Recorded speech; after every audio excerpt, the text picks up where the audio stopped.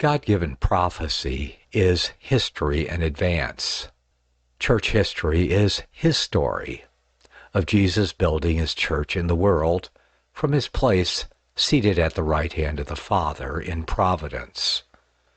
The History of Protestantism by James A. Wiley is perhaps one of the most complete chronicles of that history.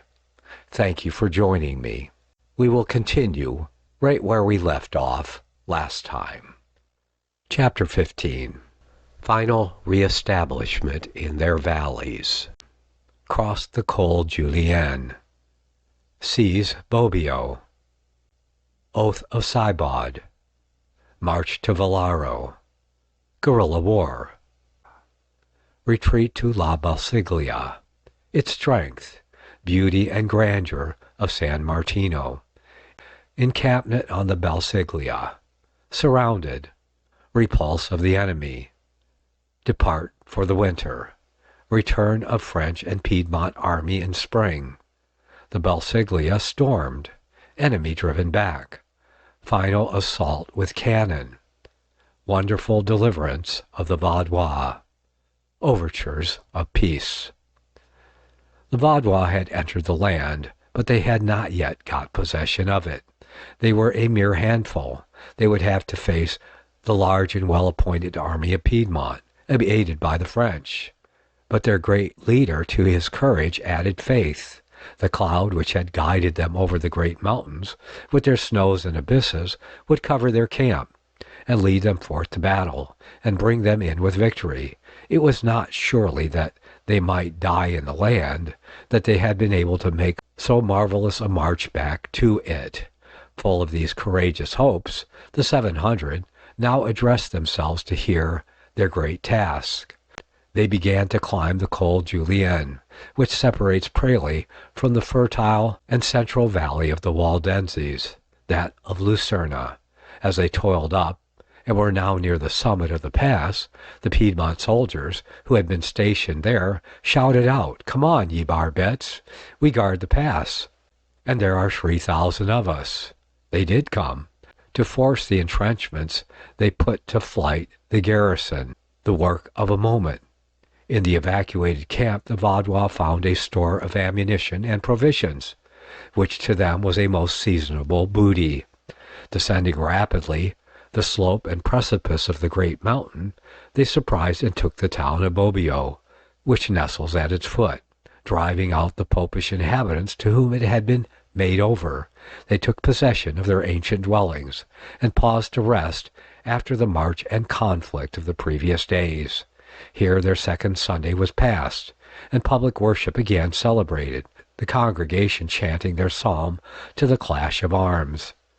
On the day following, repairing to the rock of Sibod, where their fathers had pledged their faith to God and to one another, they renewed on the same sacred spot their ancient oath, swearing with uplifted hands to abide steadfastly in the profession of the gospel, to stand by one another, and never lay down their arms till they had reestablished themselves and their brethren in those valleys, which they believed had as really been given to them by the God of heaven as Palestine had been to the Jews. Their next march was to Vellaro, which is situated halfway between Bobbio at the head and La Tour at the entrance of the valley. This town they stormed and took, driving away the new inhabitants.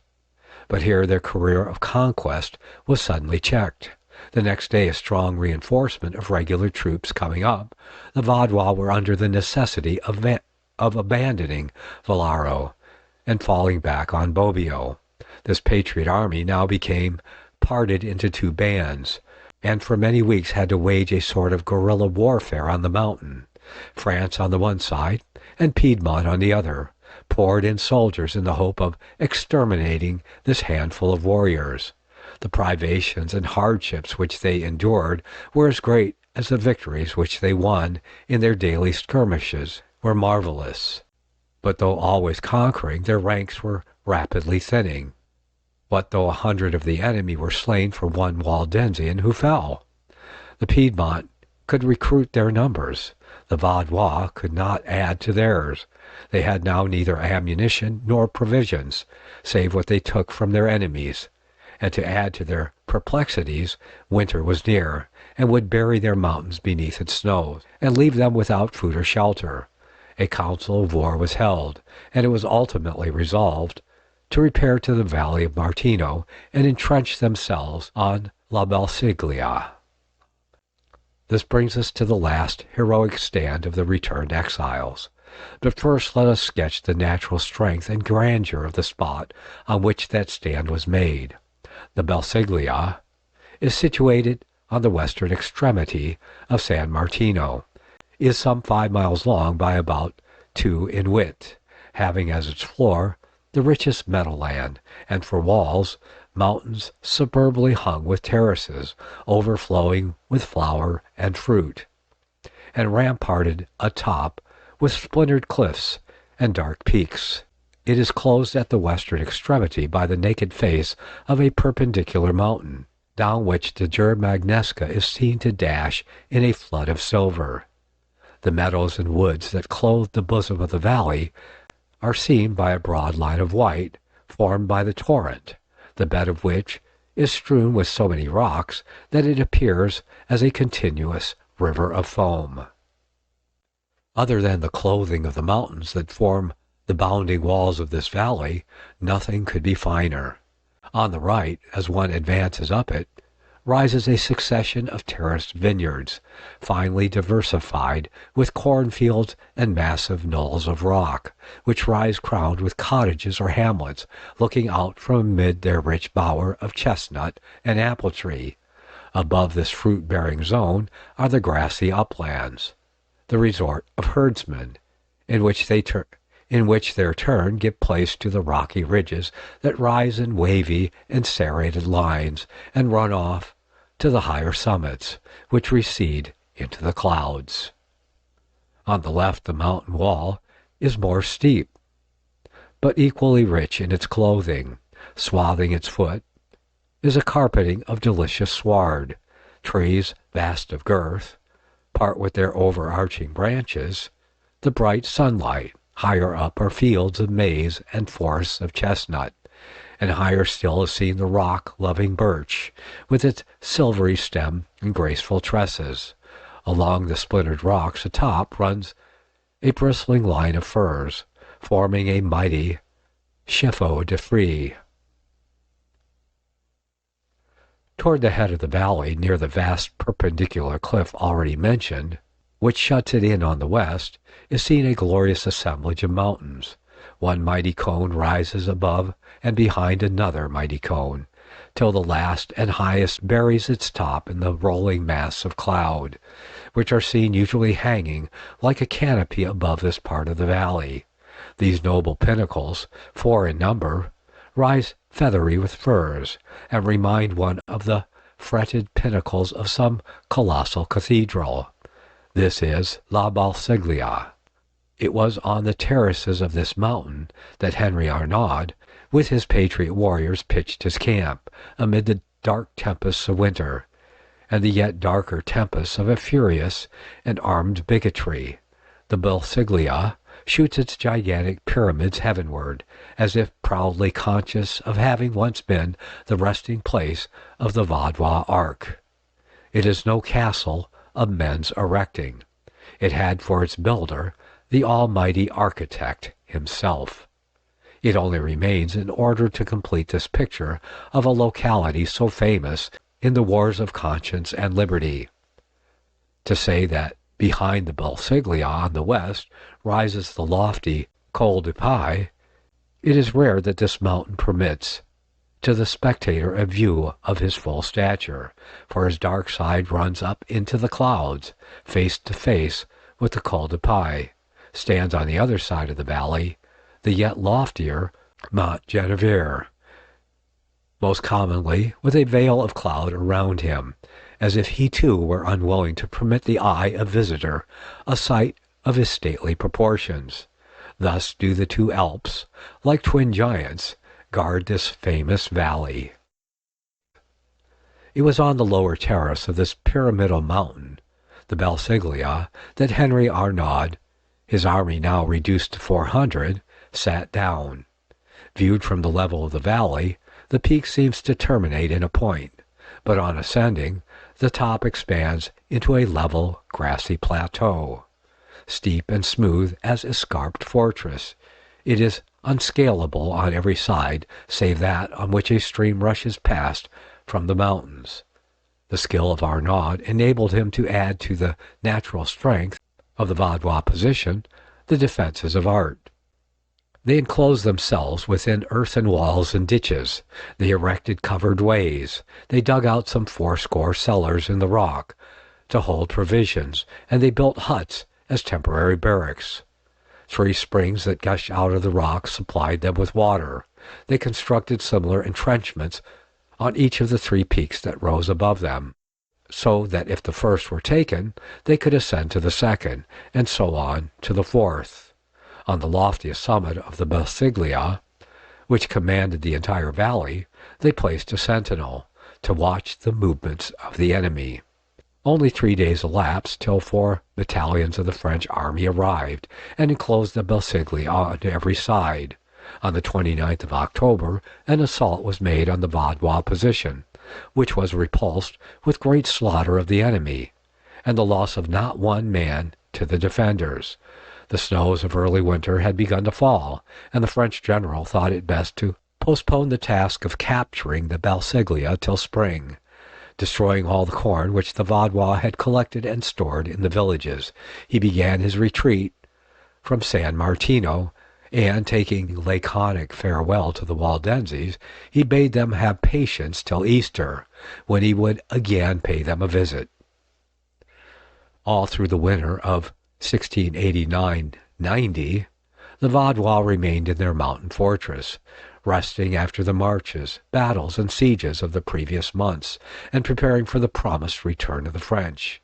Where Henry Arnaud had pitched his camp, there he had also raised his altar, and if from that mountain top was pealed forth the shout of battle, from it also ascended, morning and night, the prayer and the psalm. Beside the daily devotions, Henry Arnaud preached 2 sermons weekly, one on Sunday and another on Thursday. At stated times he administered the Lord's Supper, nor was the commissariat overlooked.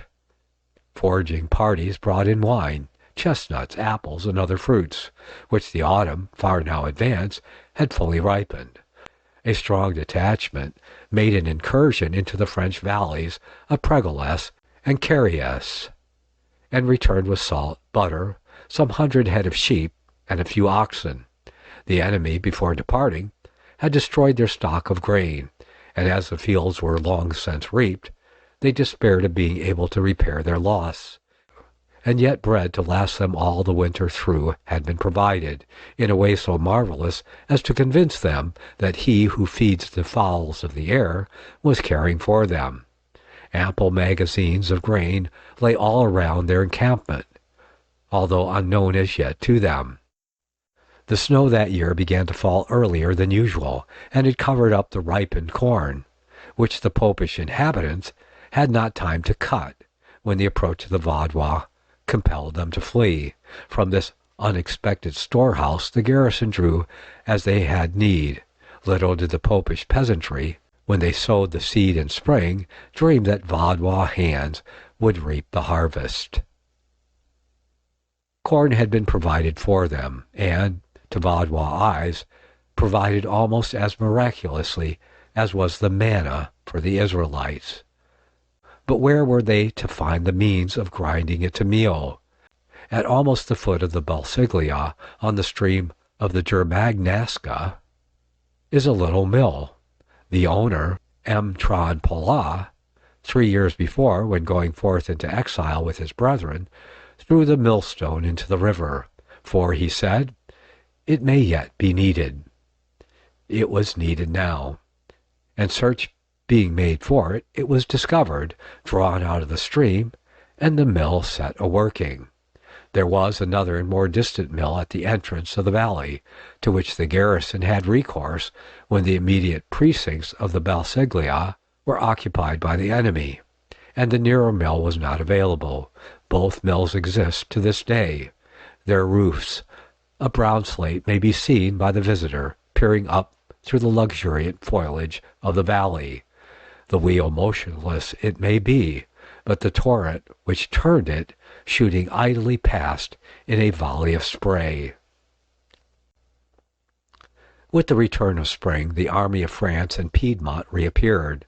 The Belsiglia was now completely invested, the combined force amounting to 22,000 in all, 10,000 French and 12,000 Piedmont. The troops were commanded by the celebrated de Catinat, Lieutenant General of the armies of France. The 400 Waldenses looked down from their camp of rock on the valley beneath them, and saw it glittering with steel by day and shining with campfires by night. Catinat never doubted that a single day's fighting would enable him to capture the place, that the victory, which he looked upon as already won, might be duly celebrated. He ordered 400 ropes to be sent along with the army in order to hang at once the 400 Waldenses, and he had commanded the inhabitants of Pinerolo to prepare for a feu de joie to grace his return from the campaign. The headquarters of the French were at Great Passet, so called, in contradistinction to Little Passet, situated a mile lower in the valley. Great Passet counts some 30 roofs, and is placed on an immense ledge of rock that juts out from the foot of Mont Genevert, some 800 feet above the stream, and right opposite the Belsiglia.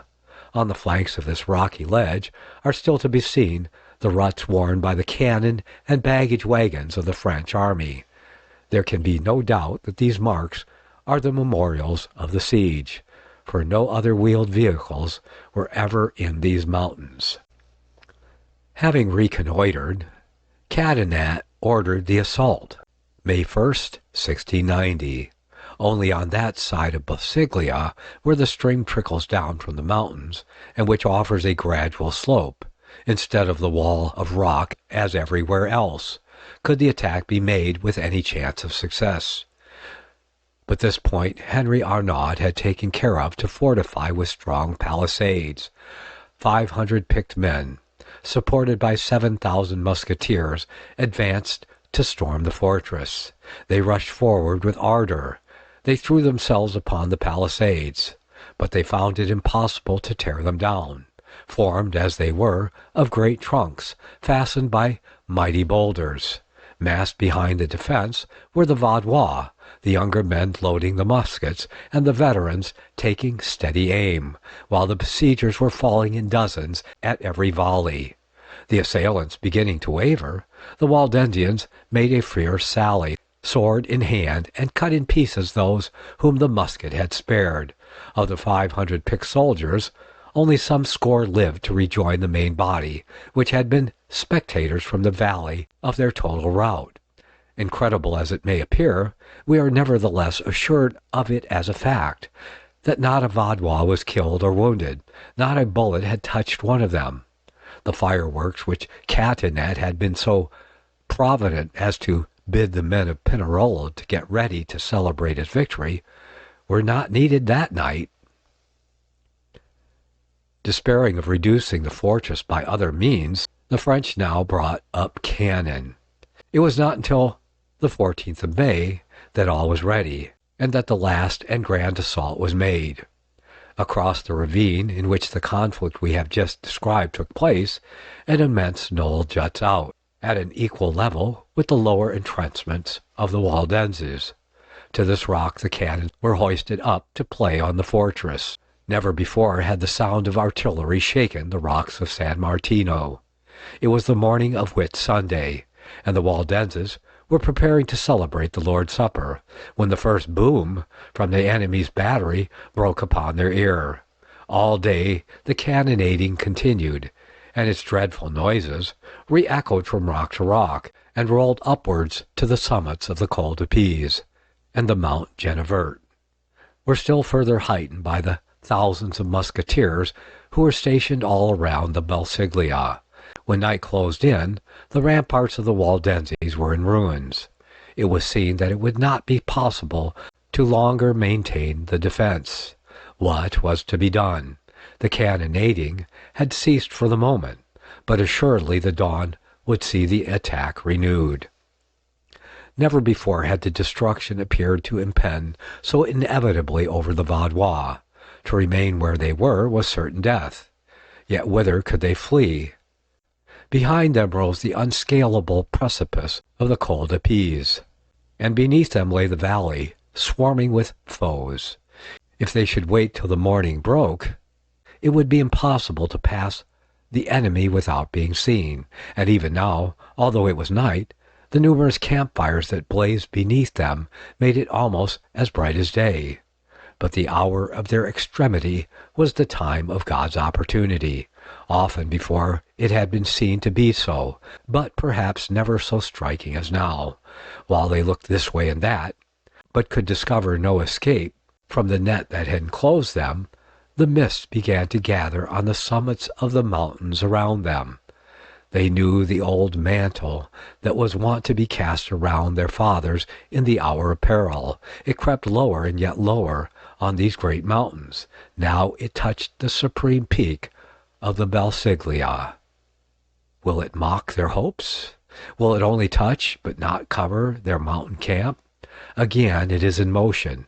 Downward roll its white fleecy billows, and now it hangs in sheltering folds around the war-battered fortress and its handful of heroic defenders. They dared not as yet attempt escape, for still the watchfires burned brightly in the valley.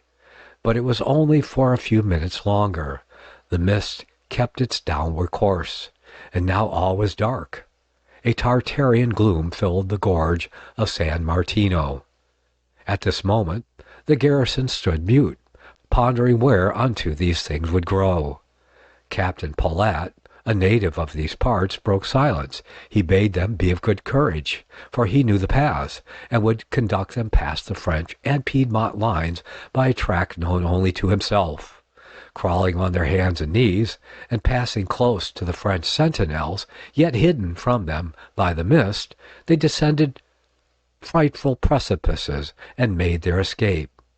He who has not seen such paths, says Arnaud in his Rentrée Glorieuse, cannot conceive the danger of them, and will be inclined to consider my account of the march a mere fiction. But it is strictly true, and I must add the place is so frightful that even some of the Vaudois themselves were terror-struck when they saw by daylight the nature of the spot they had passed in the dark. When the day broke, every eye in the plain below was turned to the Belsiglia. That day the 400 ropes, which Catinat had brought with him, were to be put in requisition, and the feux de joie, so long prepared, were to be lighted at Pinerolo. What was their amazement to find the Belsiglia abandoned! The Vaudois had escaped and were gone, and might be seen upon the distant mountains, climbing the snows, far out of reach of their would-be captors. Well might they sing, "Our soul is escaped as a bird out of the snare of the fowlers. The snare is broken, and we are escaped."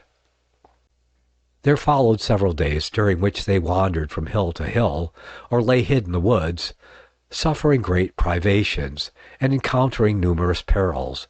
At last they succeeded in reaching the Pla del Tor. To their amazement and joy, on arriving at this celebrated and hallowed spot, they found deputies from their prince, the Duke of Savoy, waiting them with an overture of peace. The Vaudois were as men that dreamed. An overture of peace? How was this? A coalition, including Germany, Great Britain, Holland, and Spain, had been formed to check the ambition of the French, and 3 days had been given to Victor Amadeus to say which side he would join himself, the Leaguers or Louis XIV. He resolved to break with Louis and take part with the coalition. In this case, to whom could he so well commit the keys of the Alps as to his trusty Vaudois?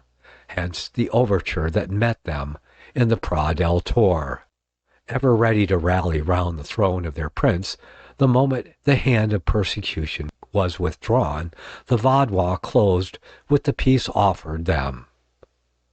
Their towns and their lands were restored. Their churches were reopened for Protestant worship. Their brethren still in prison at Turin were liberated, and the colonists of their countrymen in Germany had passports to return to their home. And thus, after a dreary interval of 3.5 years, the valleys were again peopled with their ancient race, and resounded with their ancient songs. So closed that famous period of their history, which, in respect of the wonders, we might say the miracles that attended it, we can compare only to the march of the chosen people through the wilderness to the land of promise. Chapter 16. Condition of the Waldenses from 1690. Annoyances, burdens, foreign contributions, French Revolution, spiritual revivals, Felix Neff, Dr. Gilly, General Beckwith, oppressed condition previous to 1840, Edict of Carlo Alberto, freedom of conscience, the Vaudois Church, the door by which religious liberty entered Italy, their lamp kindled at Rome. With this second planting of the Vaudois in their valley, the period of their great persecutions may be said to have come to an end. Their security was not complete, nor their measure of liberty entire. They were still subject to petty oppressions. Enemies were never wanting to whisper things to their prejudice. Little parties of Jesuits would from time to time appear in their valleys, the forerunners, as they commonly found them, of some new and hostile edict. They lived in continual apprehension of having the few privileges which had been conceded to them swept away, and on one occasion they were actually threatened with a second extirpation. They knew, moreover, that Rome, the real author of all their calamities and woes, still meditated upon their extermination, and that she had entered a formal protest against their rehabilitation, and given the Duke distinctly to understand that to be the friend of the Vaudois was to be the enemy of the Pope. Nevertheless, their present condition was tolerable compared with the frightful tempests which had darkened their past. The Waldenses had to begin everything anew. Their numbers were thinned. They were bowed down by poverty, but they had vast recuperative power, and their brethren in England and Germany hastened to their aid in reorganizing their church and bringing once more into play that whole civil and ecclesiastical economy which the exile had so rudely broken in pieces. William III of England incorporated a Vaudois regiment at his own expense, which he placed at the service of the Duke. And to this regiment it was mainly owing that the Duke was not utterly overwhelmed in his wars with his former ally, Louis XII. At one point of the campaign, when hard pressed, Victor Amadeus had to sue for the protection of the Vaudois on almost the very spot where the deputies of Giannivello had sued to him for peace, but had sued in vain. In 1692 there were 12 churches in the valleys, but the people were unable to maintain a pastor to each. They were ground down by military imposts. Moreover, a peremptory demand was made upon them for repayment of the arrears of taxes which had accrued in respect of their lands during the 3 years they had been absent, and when to them there was neither seed time nor harvest. Anything more extortionate could not be imagined. In their extremity, Mary of England, the consort of William III, granted them a royal subsidy to provide pastors and schoolmasters, and this grant was increased with the increased number of parishes, till it reached the annual sum of £550. A collection, which was made in Great Britain at a subsequent period, 1770, permitted an augmentation of the salaries of the pastors. This latter fund bore the name of the National Subsidy, to distinguish it from the former, the Royal Subsidy. The States General of Holland followed in the wake of the English sovereign and made collections for salaries to schoolmasters, gratuities to retired pastors, and for funding of a Latin school. Nor must we omit to state that the Protestant cantons of Switzerland appropriated scholarships to students from the valleys at their academies, 1 at Basel, 5 at Lausanne, and 2 at Geneva.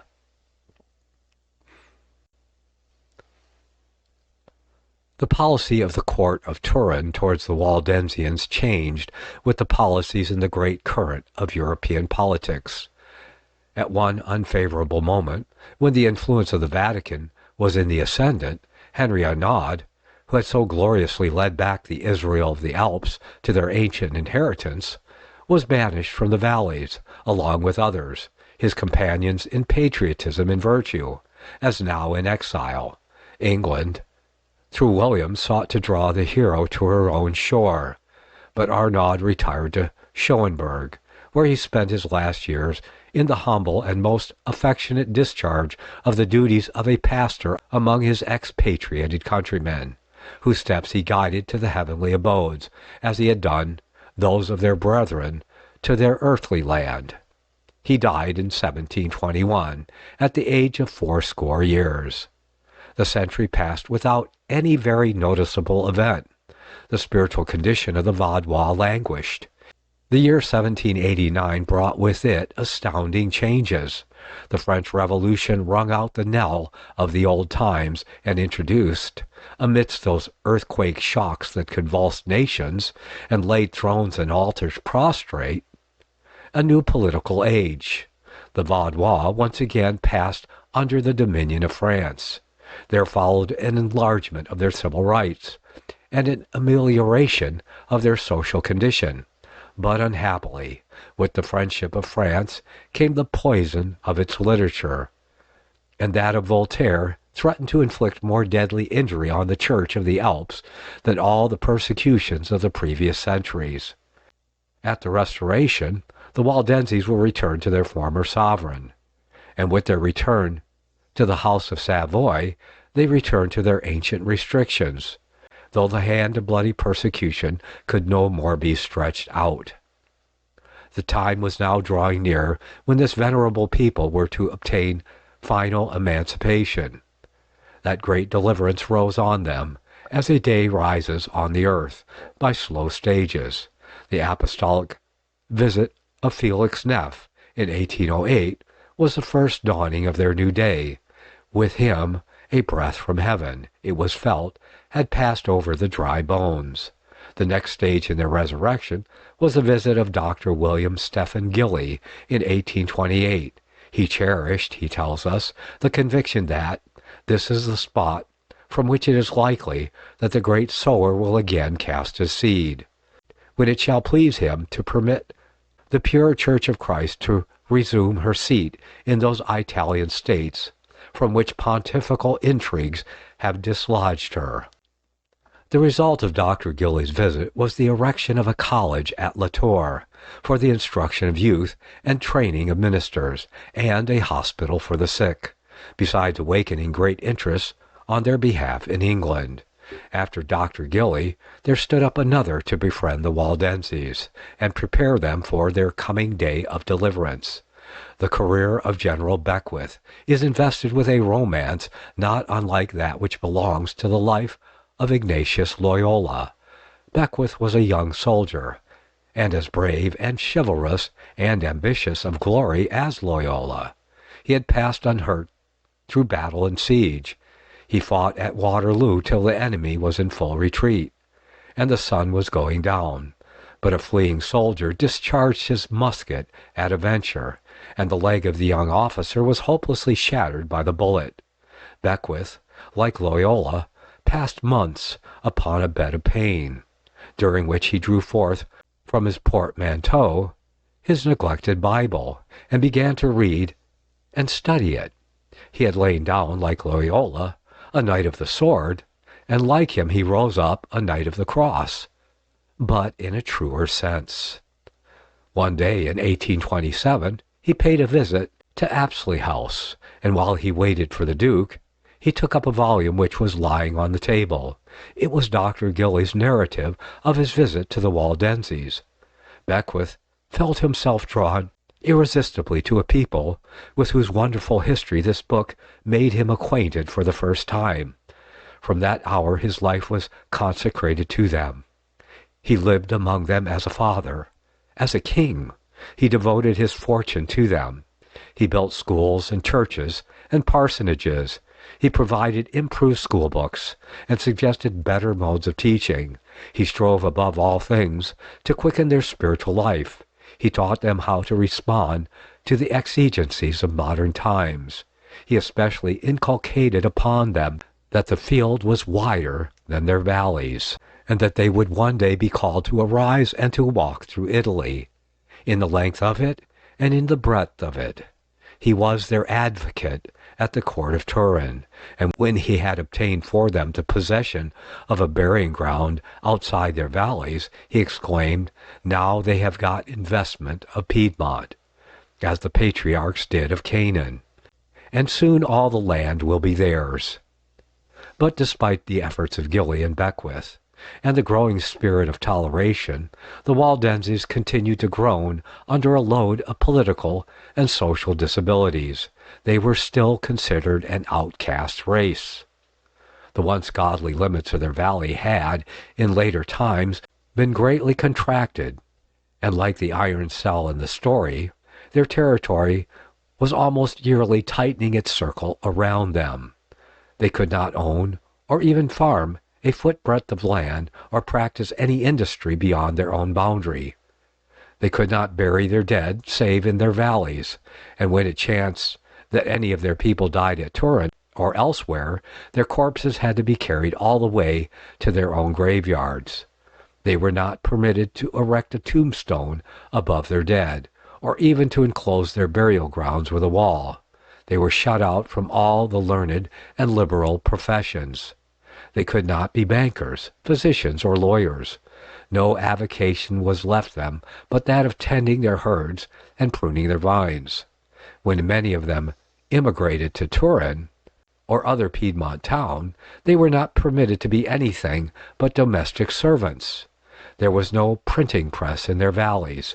They were forbidden to have one, and the few books they possessed, mostly Bibles, catechisms, and hymn books, were printed abroad, chiefly in Great Britain, and when they arrived at La Tour, the moderator had to sign before the revisor-in-chief an engagement that not one of these books should be sold, or even lent, to a Roman Catholic. They were forbidden to evangelize or make converts, but though fettered on the one side, they were not equally protected on the other, for the priests had full liberty to enter their valleys and proselytize, and if a boy of 12 or a girl of 10 professed their willingness to enter the Roman Church, they were to be taken from their parents, that they might with the more freedom carry out their intention. They could not marry save among their own people. They could not erect a sanctuary save on the soil of their own territory. They could take no degree at any of the colleges of Piedmont. In short, the duties, rights, and privileges that constitute life, they were denied. They were reduced, as nearly as was practicable, to simple existence, with this one great exception, which was granted them not as a right, but as a favor, namely, the liberty of Protestant worship within their territorial limits. The Revolution of 1848, with trumpet peal, sounded the overthrow of all these restrictions. They fell in one day. The final end of Providence in preserving that people during the long centuries of fearful persecutions now began to be seen. The Waldensian Church became the door by which freedom of conscience entered Italy. When the hour came for framing a new constitution for Piedmont, it was found desirable to give standing room in that constitution to the Waldenses, and this necessitated the introduction into the edict of the great principle of freedom of worship as a right. The Waldenses had contended for that principle for ages. They had maintained and vindicated it by their sufferings and martyrdoms, and therefore they were necessitated to demand, and the Piedmont government to grant, this great principle. It was the only one of the many new constitutions framed for Italy at that same time in which freedom of conscience was enacted, nor would it have found a place in the Piedmont Constitution, but for the circumstance that here were the Waldenses, and that their great distinctive principle demanded legal recognition. Otherwise they would remain outside the Constitution. The Vaudois alone had fought the battle, but all their countrymen shared with them the fruits of the great victory. When the news of the Statuto of Carlo Alberto reached La Torre, there were greetings on the streets, psalms in the churches, and blazing bonfires at night on the crest of the snowy Alps. At the door of her valleys, with lamp in hand, its oil unspent and its light unextinguished, is seen, at the era of 1848, the Church of the Alps, prepared to obey the summons of her heavenly King, who has passed by in earthquake and whirlwind, casting down the thrones of old that oppressed her, and opening the doors of her ancient prison. She is now to go forth and be the light of all Italy, as Dr. Gilly, 20 years before, had foretold she would become. Happily, not all Italy as yet, but only Piedmont, was open to her. She addressed herself with zeal to the work of erecting churches and forming congregations in Turin and other towns of Piedmont.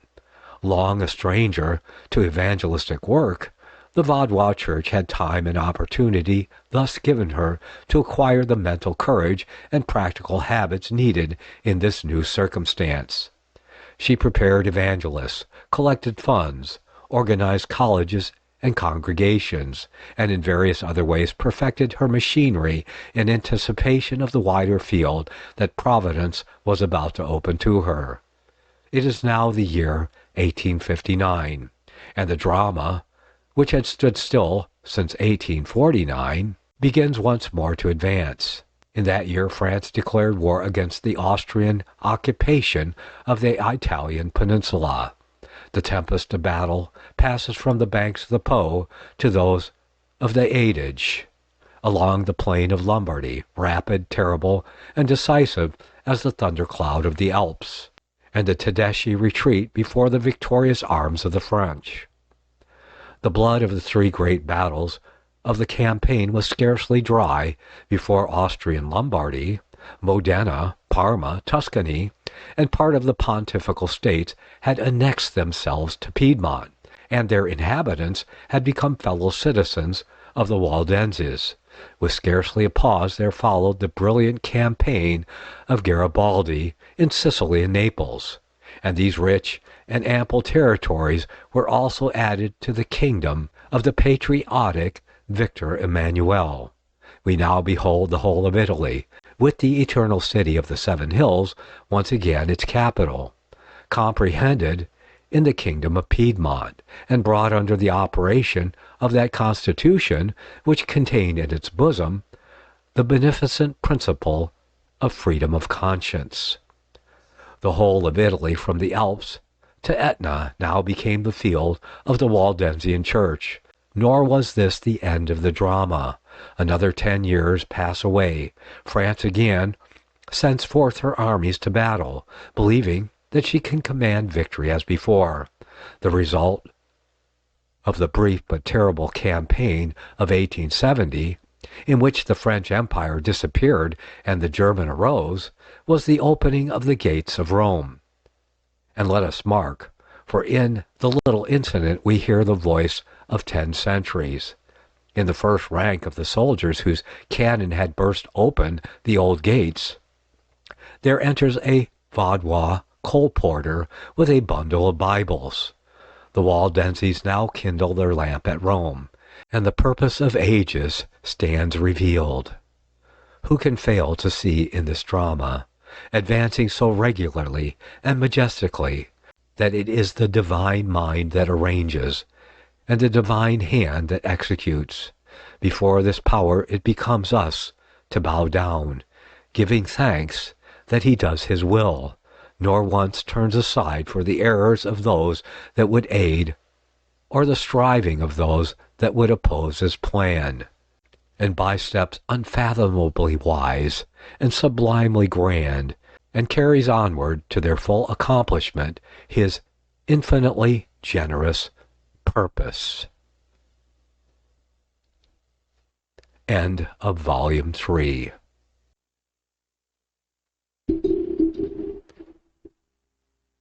So we have come to the end of Volume 3 of 5. 5 volumes being offered for sale on Amazon. You can find links at my free bookstore and my website at nicholasarthur.wordpress.com. I will be taking a short break before I begin recording again these podcasts, from which I am going to extract the audible and upload it in the meantime. But we have volumes 4 and 5 to come. Now these 5 volumes are cheaper if you buy all of them than it would cost you to buy the 3 volumes being offered by others. And the ones being offered by others have a lot more typos in them, because I know. I have checked them out. And they also have not restored the original 1899 or 89 block prints that I have restored to every volume, with the exception of 1 or 2 prints, which were not restorable in any way. Anyway, what we have to look forward to in Volume 4, let me run through that real quick from the table of contents here, is we have Book 17, Protestantism in France from the death of Francis I to the Edict of Nantes. Book 18th, History of Protestantism in the Netherlands. Book 19th, Protestantism in Poland and Bohemia. And Book 20th, Protestantism in Hungary and Transylvania. That's Volume 4. Volume 5, Book 21st, The 30 Years' War. Book 22nd, Protestantism in France from the death of Henry IV, that is 1610, to the Revolution, 1789. Book 23rd, Protestantism in England from the times of Henry VIII. And Book 24th, the final book, Protestantism in Scotland. And that is the entire 5 volumes of James A. Wiley's The History of Protestantism. Very eye-opening, helps you understand what's going on around you, and to see the sovereignty of God and of Christ as he has been building his church for the last 2,000 years. And if you know the prophecy of the Revelation, you notice the times in that history of the church that match up with the prophecy of the church that Christ gave unto his servant John, and to his servants, that is us, those who serve him in the church, so that we could see what must shortly come to pass, and which began at the end of the 1st century and has continued until this very day and until Christ returns. As I said, these books are available on Amazon. You can get direct links to them either in paperback or hardcover, depending on your library needs. From my website, crosstheborder.org, has a link there also, or you can go directly to my website at nicholasarthur.wordpress.com free-bookstore. That's nicholasarthur.wordpress.com/free-bookstore. Or you can use the QR code on the video if you're watching this on YouTube or Rumble. Be sure to join me for my weekly podcast, Prophecy, Reformation Now, every Wednesday morning at 9 a.m. Pacific Time. God willing, I'll see you there. I wish to express a special thanks to all the supporters of First Amendment Radio and our mission on true prophecy reformation. If you would like to support the work here with a special one-time gift, it would be greatly appreciated. We, however, always prefer an ongoing, faithful gift of support for the labor that continues here always. So please consider carefully how much you are able to continue without undue hardship to your own household. In the least, please like and share and subscribe wherever you are receiving this work. Thank you.